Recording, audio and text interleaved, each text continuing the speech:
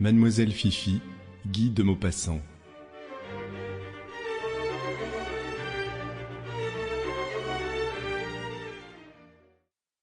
Le major, commandant prussien, comte de Farlsberg, achevait de lire son courrier, le dos au fond d'un grand fauteuil de tapisserie et ses pieds bottés sur le marbre élégant de la cheminée, où ses éperons, depuis 3 mois qu'il occupait le château d'Uville, avaient tracé 2 trous profonds, fouillés un peu plus tous les jours.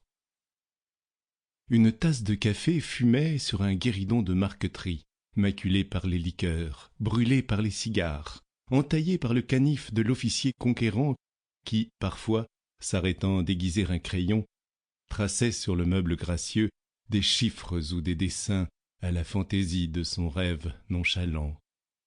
Quand il eut achevé ses lettres et parcouru les journaux allemands que son vaguemestre venait de lui apporter, il se leva, et, après avoir jeté au feu 3 ou 4 énormes morceaux de bois vert, car ces messieurs abattaient peu à peu le parc pour se chauffer, il s'approcha de la fenêtre.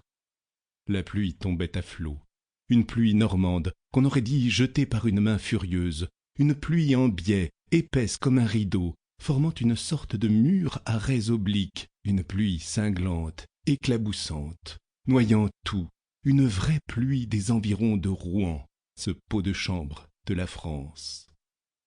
L'officier regarda longtemps les pelouses inondées, et là-bas, l'andelle gonflée qui débordait, et il tambourinait contre la vitre une valse du Rhin, quand un bruit le fit se retourner. C'était son second, le baron de Kelvenstein, ayant le grade équivalent à celui de capitaine. Le major était un géant, large d'épaules, orné d'une longue barbe en éventail, formant nappe sur sa poitrine.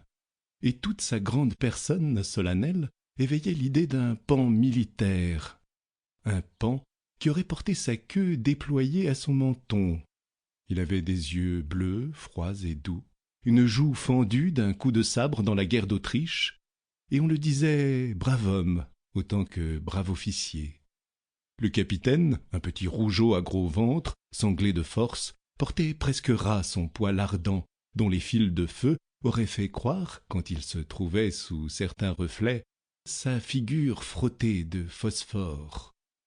2 dents, perdues dans une nuit de noces, sans qu'il se rappelât au juste comment, lui faisaient cracher des paroles épaisses qu'on n'entendait pas toujours.